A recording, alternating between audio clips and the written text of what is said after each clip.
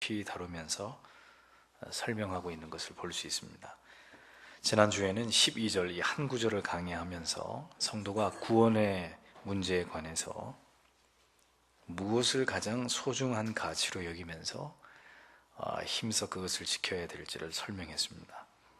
그래서 진리 앞에서 언제나 복종하는 자세가 필요하고, 그리고 살아계신 하나님 앞에서의 두렵고 떨림의 자세로 하나님을 경외하는 것이 진정으로 구원에 이르는 성도의 모습이라는 사실을 설명드렸습니다.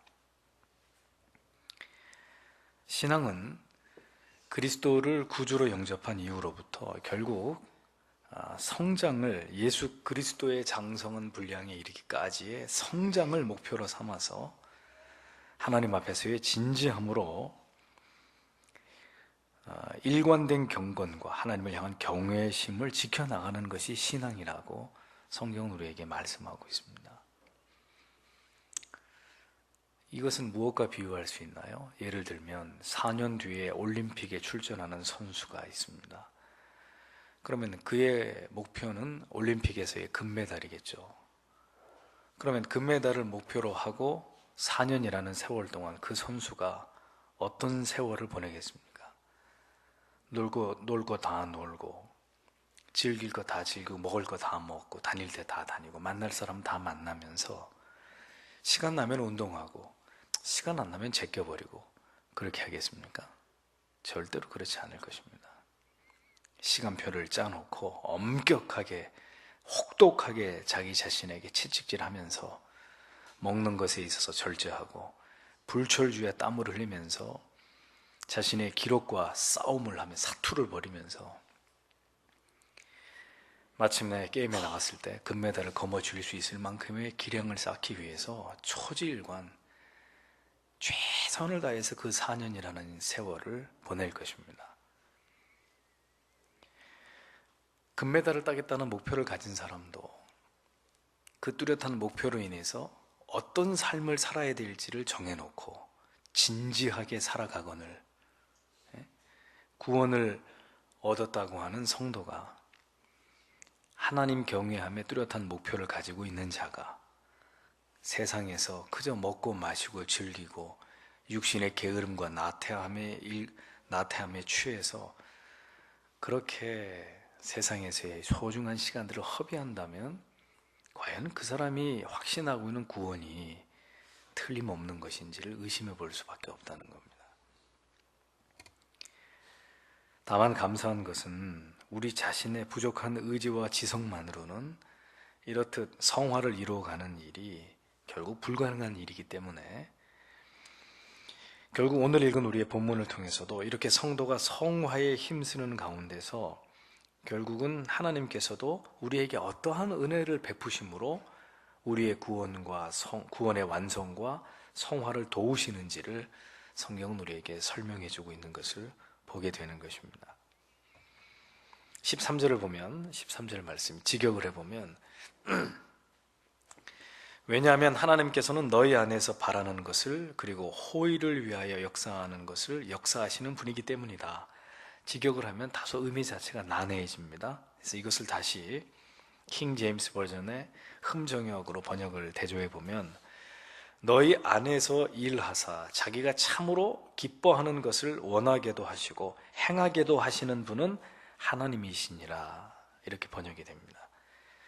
한글 성경에는 나타나 있지 않지만 13절의 바로 앞부분에 보면 왜냐하면이라는 가르 접속사가 붙어 있습니다. 그래서 12절의 말씀에 대해서 그 이유를 이어서 13절이 설명하고 있는 그런 구조를 띠고 있습니다. 다시 말하자면 항상 복종함과 그리고 두렵고 떨림으로 우리의 구원을 이루어 갈 수 있는 이유가 뭐냐, 그것을 13절이 제시하고 있는 거예요. 13절에 너희 안에서 행하시는 이는 하나님이시기 때문이다, 이런 말로 13절이 받고 있습니다. 너희 안에서 하나님이 행하신다. 이것은 무엇을 행한다는 것입니까?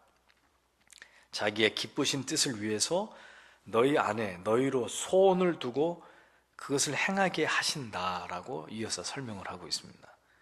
그러니까 이 말씀의 의미는 두렵고 떨림으로 구원을 이루어갈 수 있도록 하나님께서 성도들의 삶의 모든 순간순간마다 지속적으로 하나님의 기뻐하시는 뜻을 따라서 결심하고 실천할 수 있도록 도우실 것을 의미하는 거예요.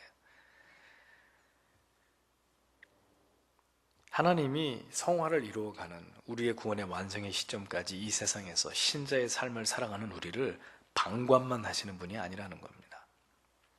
이 구절은 구원은 전적인 하나님의 역사이고 나아가서 모든 믿는 자 안에서의 능력과 그리고 영적인 생활 역시 그것이 하나님의 은혜의 열매라는 사실을 강조하는 말씀이에요. 그러나 그렇다고 해서 인간의 자유의지나 혹은 인간에게서 하나님이 확인하시고자 하는 어떤 책임적인 선택을 하나님이 무시하겠다는 그런 의미는 결코 아닙니다.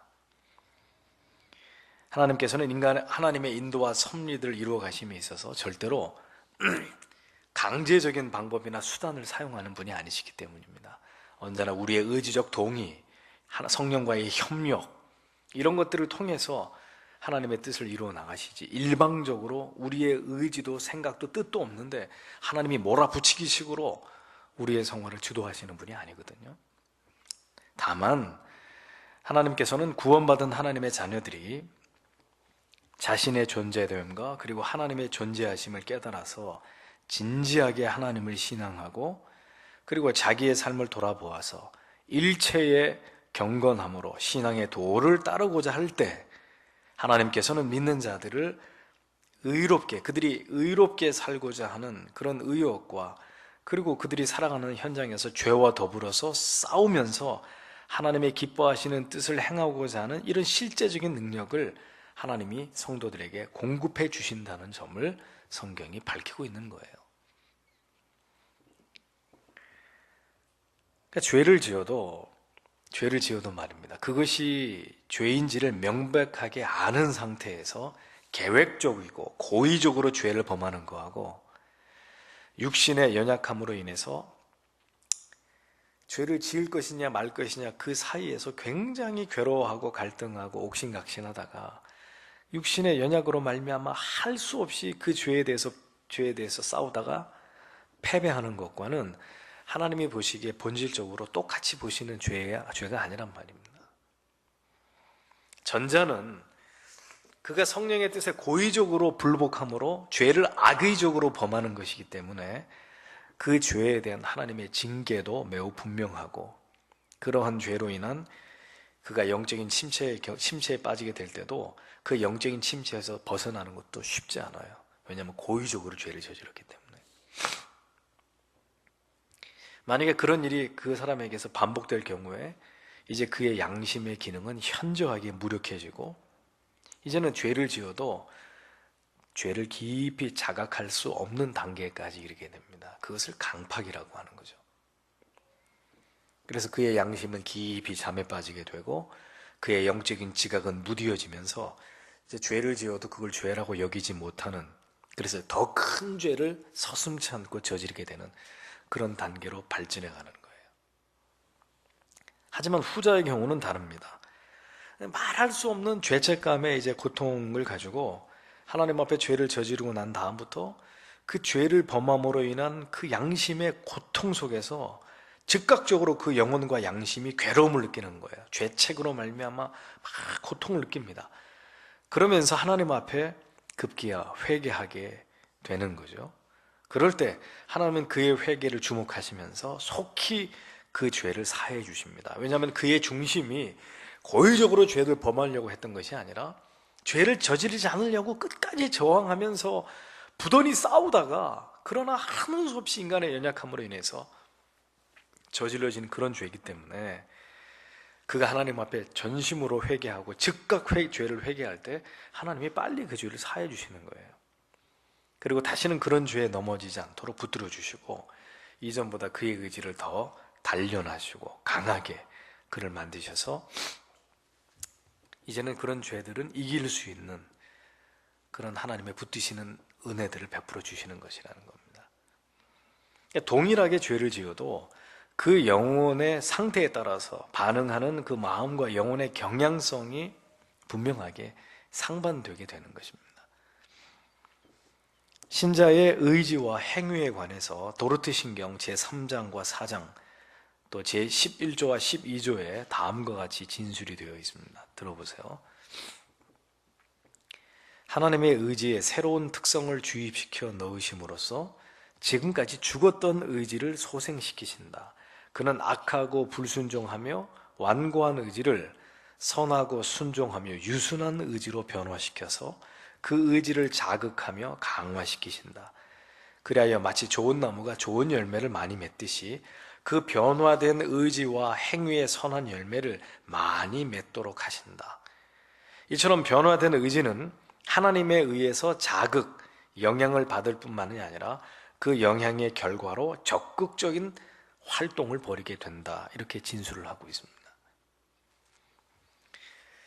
그러니까 하나님께서 하나님을 신뢰하고 선하고 경건한 삶을 살아가려고 진력하는 성도 안에서 계속 그의 그 선한 의지를 강화시키고 하나님의 뜻을 이루어갈 수 있는 그런 어떤 결연한 의지로 계속 그를 하나님께서 연단하셔서 선을 행하기에 합당한 도구로 하나님이 계속해서 그를 만들어 가신다는 거예요. 그의 신앙의 결이 하나님을 향하고 있을 때. 근데 똑같은 성도인데 이런 성도가 있는가 하면 또 반대로 여전히 세상의 유혹에 세상에 민감하고 세상의 유혹에 쉬 귀가 얇아가지고 쉬 그 세상의 유혹들을 받아들이고, 그래서 분명히 죄라는 것을 양심이 사인을 보내는데도 계속해서 그 죄를 거듭 행하고, 이런 경우에 신자는 문의는 신자인데 전혀 하나님을 알지 못하는 자와 다를 바 없는 생명 없는 신앙생활을 하게 된다는 거예요. 하나님이 그렇게 내버려 둔다는 거예요.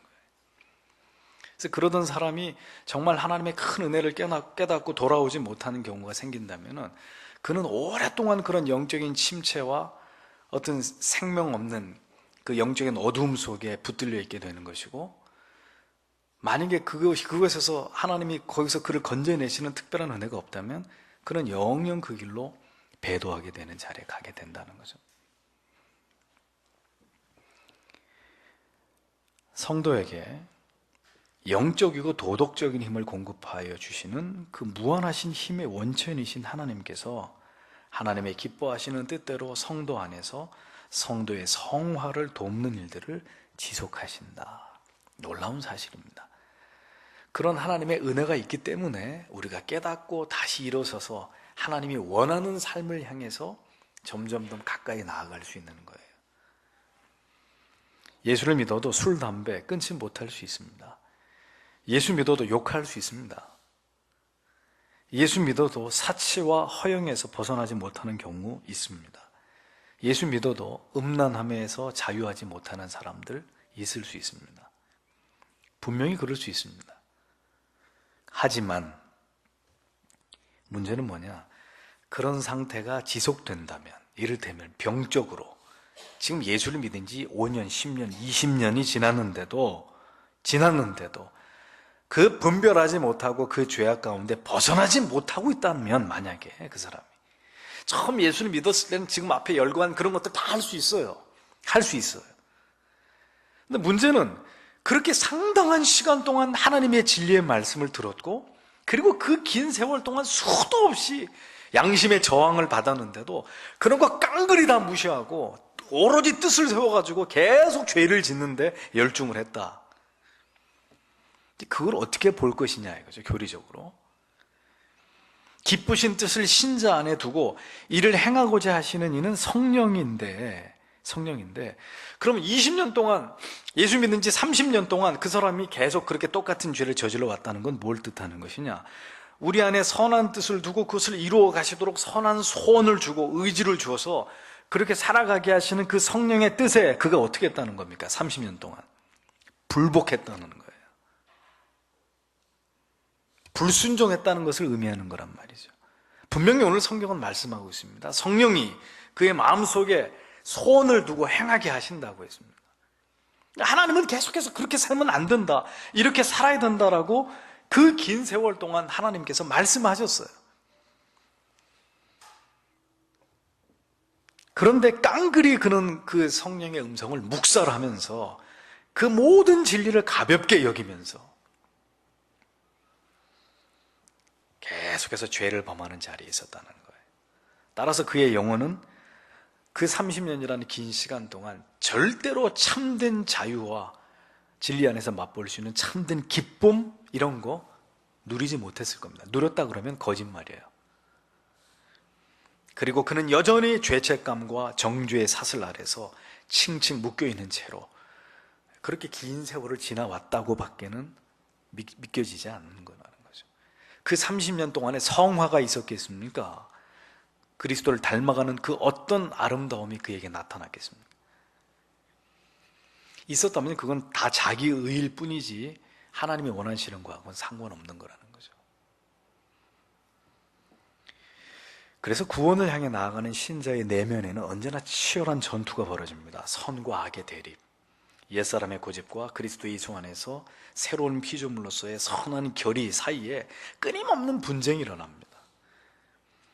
성령의 지배 아래서 그가 하나님의 크신 은혜를 지금 경험하고 있다면 이 싸움에서 번번이 하나님의 도우심을 통해서 그는 죄를 장악하고 죄를 다스리면서 승리를 경험할 수 있지만 지금 그가 죄의 지배 아래서 신자의 영혼이 온통 하나님의 은혜, 하나님의 말씀, 성령의 지배를 받고 있는 게 아니라 지금 세속의 철저하게 영향을 받고 지배를 받고 있다면 그는 결코 이 영적 싸움에서 승리하기 어려운 거예요.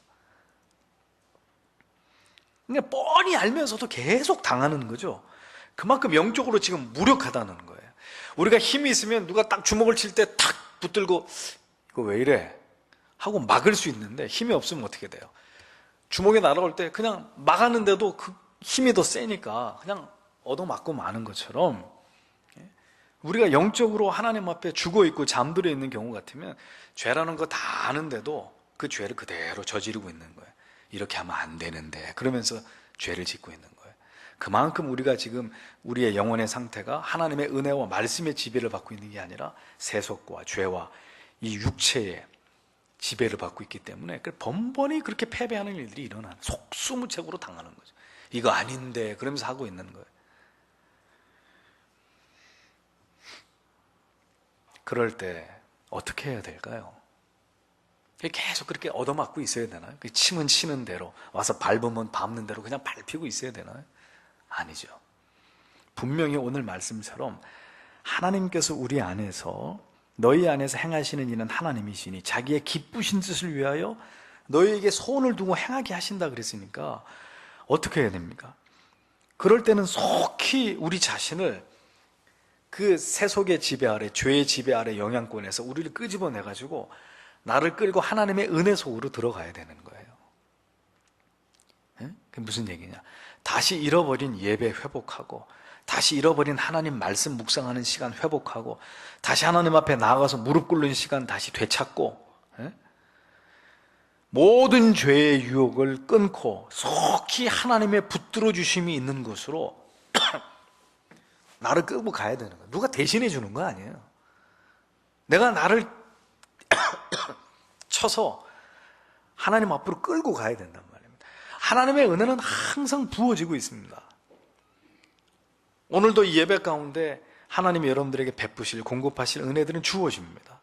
그런데 여러분들이 영혼의 빈 잔을 들고 와서 이렇게 이 앞에다 갖다 대고 여러분들처럼 지금 받고 있으면 또 한 3일을 살 수 있는 하나님의 은혜가 여러분들에게 공급돼요. 선한 소원을 가지고 또 어떻게 살아야지 하는 그런 마음을 품고 한 3일 동안 세상을 이길 수 있는 하나님의 공급하시는 은혜들을 체험하게 돼요. 근데 이 잔이, 문제는 이 하나님의 은혜가 부어지는 이 자리에 나와 있어야 이 뭔가 채워가지고 다시 세상에 나가서 하나님이 주시는 거룩한 소원을 따라 살지, 이 잔이 여기 안 와 있단 말입니다. 그럼 무슨 재주로 세상에 나가서 죄의 유혹과 맞서서 싸우겠냐 말이죠. 뭐 든 게 없는데, 뭐 채워진 게 없는데, 무장한 게 없는데. 그런데도 성도님들은 용케도 일주일에 단 한 번의 예배를 가지고 얼마든지 자기의 영혼을 디펜스할 수 있다고 생각하는 거예요. 얼마든지 세상에서 방어하면서 나는 한 번 예배로도 좋게, no problem이야. 그게 과연 그렇게 뜻대로 되냔 말이죠.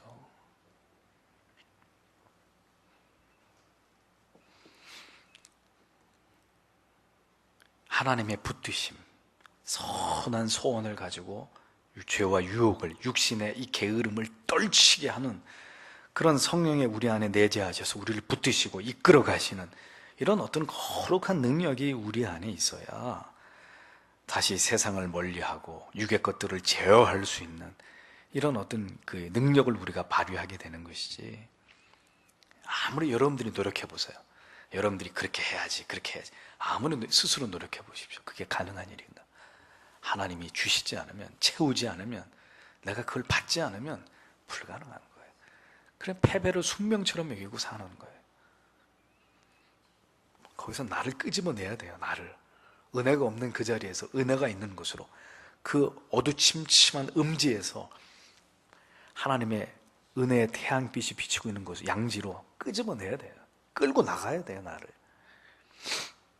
하지만 결국 이러한 마음까지도 결국은 사랑하는 자녀에게 허락하시는 하나님의 은혜 베푸심이 있을 때 이것조차 가능한 일이니, 그래서 아우구스티누스는 모든 게 다 하나님의 은혜라고 얘기했어요. 이렇게 표현은 하지만 그것도 하나님의 은혜가 있어야 되는 일입니다. 우리의 힘과 의지로 가능한 일이 아닙니다. 틀린 얘기는 아닙니다. 틀린 얘기는 아니래. 그러면 도대체 인간이 할 수 있는 건 뭐냐 이거지. 또 이제 이런 문제가 우리 앞에 가로막게 되는 거죠. 따라서 하나님은 긍휼히 여김을 원하는 자를 긍휼히 여겨주시고, 즉 말씀대로 살려고 하는 사람을 말씀대로 살게 해주시고, 하나님 은혜를 간절히 사모합니다 하는 자에게 하나님의 은혜를 베푸신다는 거죠. 그리고 그런 마음도 그 결을 따라서 살고 있는 자들에게 부어진다는 겁니다. 예? 늘 말씀드리잖아요. 하나님은 거슬려서 역사하지 않습니다. 통나무가 세워졌을 때 결대로 도끼를 찍으면 쫙 하고 쪼개지듯이 그게 중요하다는 거예요. 모든 성도가 하나님의 은혜 아래서 그 은혜의 지배, 신령한 말씀과 성령의 지배 아래 있을 때 비로소 영혼의 평온함과 안정됨, 그리고 사랑으로 우리의 심령이 충만해지는 것입니다. 그러나 반대의 경우가 될 때 교회와 공동체 안에서 어떤 문제가 야기되느냐, 14절이 바로 그런 상태를 설명하고 있는 것입니다. 중간만큼에 모든 일을 원망과 시비가 없이 하라 이렇게 돼 있잖아요. 직역을 하면 너희는 모든 것들을 불평들과 논쟁들 없이 행하라는 의미입니다. 그러니까 성도와 교회가 하나님의 진리의 말씀을 통한 성령의 강력한 지배권 아래서 벗어나게 될 때 공동체 안에 결국 야기되는 문제점들이 뭐냐? 원망과 시비가 일어난다는 거예요. 원망이라고 번역된 헬러 공기스몬의 의미는 불평, 불만, 낮은 목소리로 중얼거림 이런 뜻입니다. 시비라고 번역된 헬라어 디알로게스몬이란 말은 의심, 논쟁, 토론 이런 것들을 의미합니다. 그러니 성령의 이런 강권하시는 은혜 베푸심과 그런 성령의 지배 아래서 우리가 벗어나게 되면 어떻게 된다는 거예요? 성도 간에 끊임없는 분열과 비방과 논쟁이 일어날 수밖에 없다는 겁니다. 두렵고 떨림으로 구원을 이루어 나가는 일에 가장 큰 회방이 되는 게 뭐냐? 성도와 성도 간에, 교회 안에서 절대로 있어서는 안 될 원망과 시비의 일들이라는 거예요. 3절에서 바울은 아무 일에든지 다툼이나 허용으로 하지 말고라고 했죠. 위에서 얘기했습니다.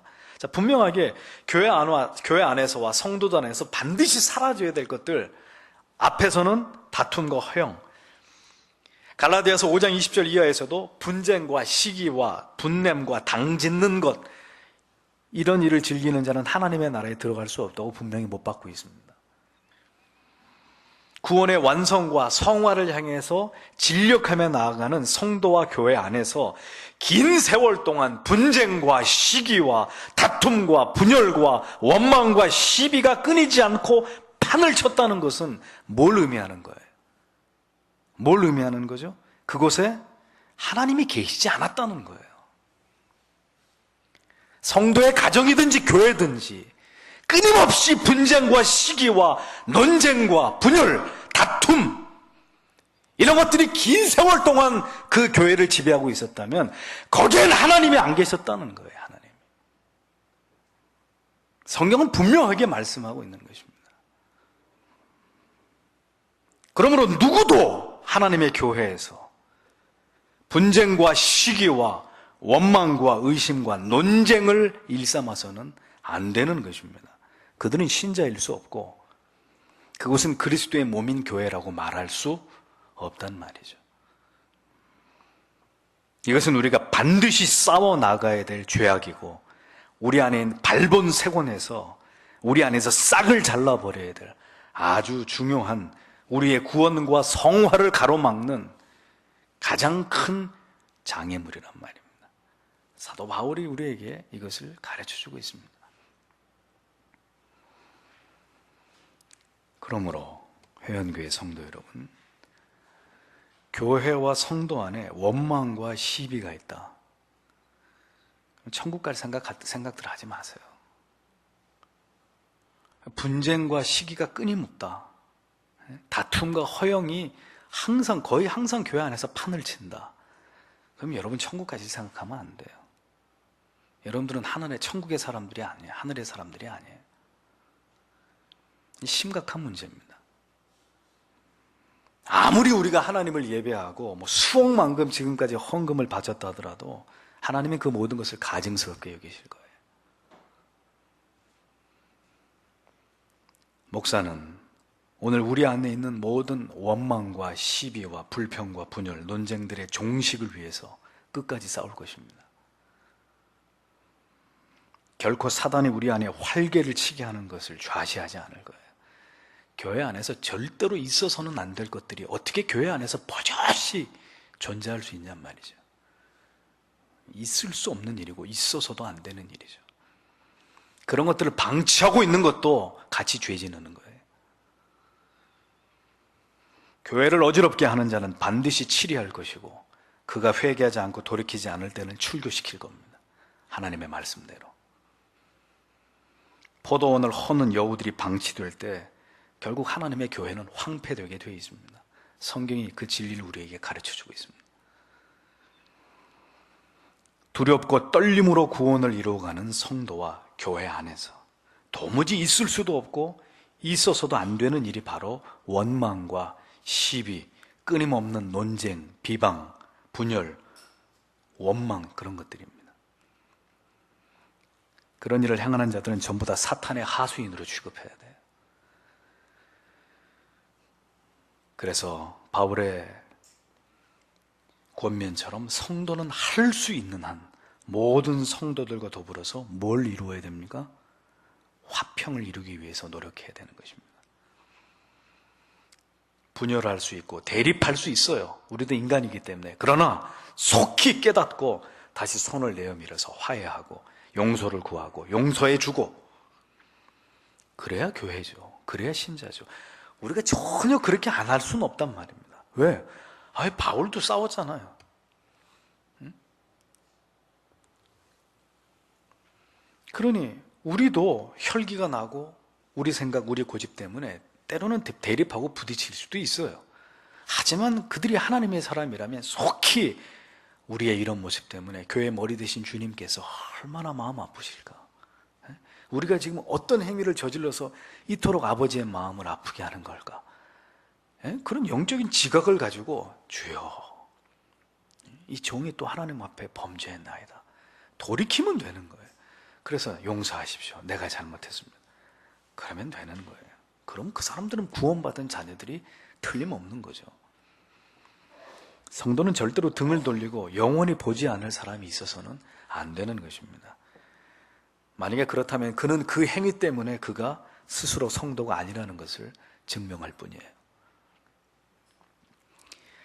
두렵고 떨림으로 구원을 이루어가는 성도, 자기의 기쁘신 뜻을 위해서 우리 안에서 선한 소원을 두고 행하게 하시는 하나님께서 그의 심령 가운데서 역사하고 있는 사람의 영혼은 결코 이렇게 죄악 가운데서 마치 방치되어 있는 듯이 살아가지 않는단 말입니다. 마치 유기된 자들처럼 전혀 죄 가운데서 돌이킴 없이 자기 멋대로 그렇게 살아갈 수가 없어요. 그러면 오늘 이 성경 말씀을 지워버려야 돼요. 이 부분만 찢어서 없애버려야 돼요. 틀린 말씀이니까. 그들은 경건을 향해서 참된 진리가 가리키는 방향을 향해서 오늘도 나아가는 사람들입니다. 비록 우리가 불완전하고 또 우리는 넘어지고 쓰러지고 실수하고 죄를 범해도 즉시 깨닫고 주여 내가 죄를 지었나이다. 내가 하나님 앞에, 교회 앞에, 아무개 성도 앞에, 내가 내 부모 앞에, 내 아내에게, 남편에게, 자식에게 내가 죄를 지었나이다. 고백하고 그리고 또 돌아서서 하나님을 향해서 회개하고 말씀 안에서 날마다 자신을 들여다보면서 자기 영혼의 해묵은 때들을 벗겨내면서 그렇게 주님을 향해 더 가까이 나아가는 자라야 너희 안에 선한 일을 시작하신 이가 그리스도 예수의 날까지 이루실 줄 확신하노라. 이런 말씀 안에 해당이 되는 성도란 말이죠. 예? 이해가 되십니까? 예. 그래야 그 사람이 구원받은 사람인 거예요. 하나님께서 그 마음 속에, 그 영혼 속에 거하지 않은 자들의 특징이 뭡니까? 다툼, 허영, 원망, 시비, 이어지는 15절의 내용처럼 어그러지고 거스리는 모습들입니다. 흠정역에서는 구부러지고 삐뚤어진 민족 가운데서 이렇게 번역을 했습니다. 어그러지고 거스러지는 세대 가운데서 이렇게 되어 있는데, 자, 어그러지고 스콜리아스라는 말인데 구분, 비뚤어진 그런 뜻입니다. 거스리는 디에스트람 메네스라는 뜻인데 왜곡하는, 그릇되게 하는, 타락시키는 이런 의미들입니다. 그러니까 보세요.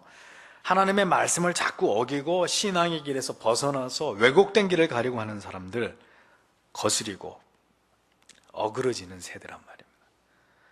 예? 자꾸 하나님 법 안 지키려고 그래. 하나님 우습게 여기려고 그래.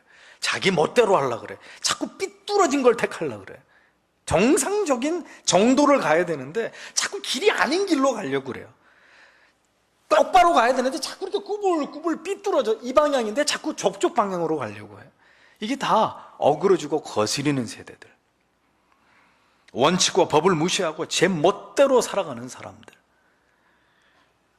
하나님을 알지 못하는 자들과 세상이 바로 그런 특징을 가지고 있다고 바울은 일갈하고 있는 거예요. 하나님의 자녀가 아닌 자들의 특징이 그렇다는 거예요. 어그러지고 거스린다. 거의 항상 거스리고 거의 항상 어그러지고. 그런데 그런 세상과 사람들 틈에서 신자는 어떻게 해야 한다고 바울이 말하고 있습니까? 어떻게 해요? 이는 너희가 흠이 없고 순전하여, 이렇게 되어 있습니다. 흠이 없고 순전하여 어그러지고 거스리는 세대 가운데서, 그 다음에 또 하나님의 흠 없는 자녀로 세상에서 그들 가운데서 뭘로 나타내며요? 빛들로 나타내며. 그러니까 어그러지고 거스리는 것과 극명하게 지금 대조를 이루면서 하나님의 백성들은 어떻게? 흠이 없어야 된다. 세상 가운데 그래서 빛들로 나타나야 된다. 이게 분명하게 이 두 부류가 구별되고 있습니다. 신자는 첫째, 흠이 없고 순전해야 된다고 했습니다. 이 말의 의미는 비난받거나 흠잡을 데가 없는 자라야 된다. 흠이 없다는 말이 그 말이에요. 비난받을 구석이 없어야 된다. 또한 순전해야 된다. 순전의 의미는 뭐냐면요, 혼합되거나 섞이지 않은 상태를 말합니다. 100% 순수한 걸 말해요. 포도주에 물을 타면 그건 100% 포도주가 아니죠. 포도만 100%. 그래야 그게 포도주죠. 다른 불순물이 없는 금인데 다른 불순물들이 섞여 있으면 순금이라고 말하지 않죠. 99.9% 순수한 금만 있어야 정금이라고 얘기하잖아요. 그러니까 그것이 순전하다, 순전한 상태를 말합니다. 그래서 성도는 흠잡을 만한 데가 없어야 돼요. 또 순전해야 돼요. 순전해야 돼요.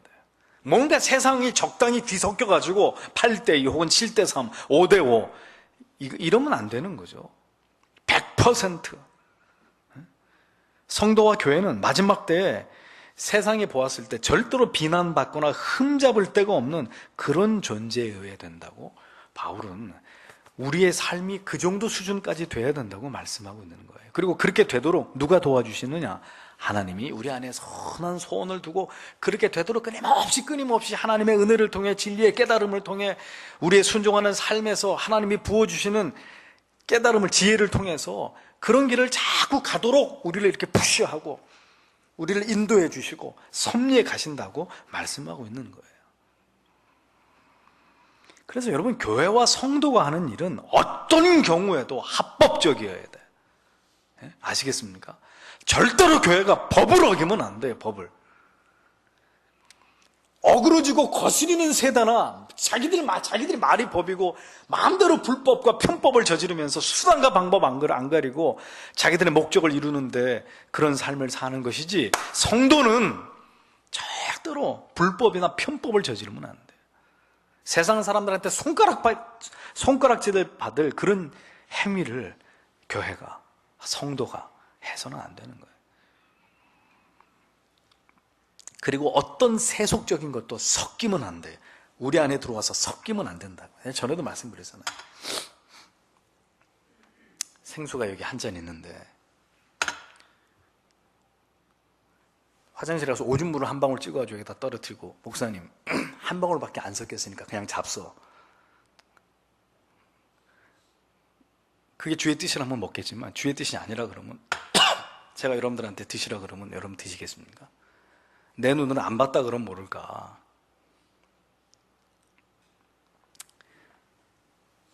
똥물이 한 방울 들어가면 그때부터는 이건 생수가 아닌 거죠. 생수가 아닌 거예요. 그런데 오늘의 성도의 삶과 교회를 보자 이겁니다. 이건 뭐 100%는 고사하고, 교회가 법을 지킵니까? 교회가 법을 더 안 지켜요. 성도들이 법을 더 어겨요. 더 순전하지 않고, 어떻게 보면 더 교회가, 성도들이 달아빠지고. 주님께서 뭐라고 하셨습니까? 소금이 그 맛을 잃으면 땅에 떨어져서 밟힐 뿐이니라 그랬습니다. 조금이라도 섞이는 순간 우리의 성도됨과 교회됨은 잃어버리게 되는 것입니다. 그래서 여러분, 뭐 술을 먹어도 됩니까? 뭐 취하지 않으면 되죠. 이런 얘기들 하지 마세요. 이 유치한 말들이에요, 그런 말들은. 바울은 자기가 시장에 나가서 고기를 사 먹으려고 하다가 믿음이 연약한 사람이 바울 선생님도 고기, 그 우상에다가 바쳤던 고기인 줄도 모르고 고기를 드세요? 그래서 믿음이 연약한 자가 내가 고기를 사 먹는 거 보고 시험에 들 것 같으면은 나는 죽을 때까지 고기를 먹지 않겠다 그랬습니다. 나는 죽을 때까지 고기 안 먹고 살겠다. 아무것도 아닌 게 아무것도 아닌 게 아니에요. 세상 사람들이 그걸 보고 시험에 들 것 같으면 안 해야죠. 그래서 루터와 칼빈이 각기 다른 입장을 취한 거 아니겠습니까? 전에도 여러 번 말씀드렸잖아요. 루터는 성경에 안 나오는 거는 다 해도 돼. 칼빈은 성경에 하지 말라고 하지 않은 것은 절대로 하면 안 된다. 성경에 안 나오는 거 하라고 한 게 아니라 하지 말라고 한 거다. 더 엄격했던 것을 볼 수 있습니다. 세상 사람들이 교회를 보고 성도를 보고 자기들을 이렇게 비추어 보면서 부끄럽게 여기게 만들어야 돼요. 나는 이렇게 법을 밥 먹듯이 어기는데 저 사람들은 저렇게 철저하구나. 5층에 오르락내리락 하는 사람들, 우리가 보고 배워야 될 거 있어요. 저놈의 인생들도 그렇게 젠틀하고 다른 사람 피 안 끼치려고 그러고 나름대로 자기들의 그 어떤 그 룰을 지키려고 부단히 애를 쓰잖아요. 저는 이단을 믿는 사람들도.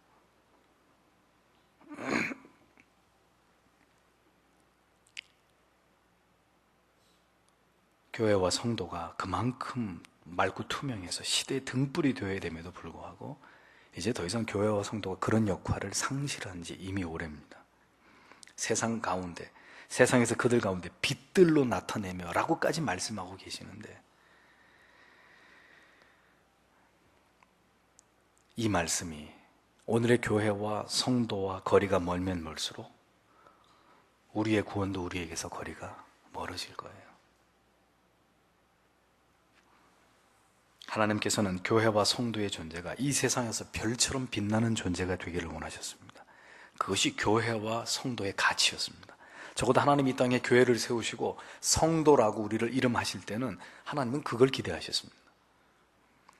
그 가치를 다하고 있지 않을 때 세상의 역사가 존재해야 될 이유가 있을까요? 교회가 그 시대 속에 그 시대의 등불의 역할을 다하고 있을 때는 그 역사가 흘러가야 될 명분이 있고 이유가 있었습니다. 하지만 교회와 성도가 그 시대 앞에 그들이 해야 될 그 고유의 사명과 직분에 헌신하고 있지 않는데 굳이 시간이 흘러가야 될 이유가 있겠냐고요. 그러니 주님의 종말이 다가올 수밖에 없는 겁니다. 가치를 잃어버린 교회와 성도가 그 가치를 잃어버리고 있는 지금 이 세상이 지속되어야 될 가치가 있을까? 하나님께 달려 있습니다.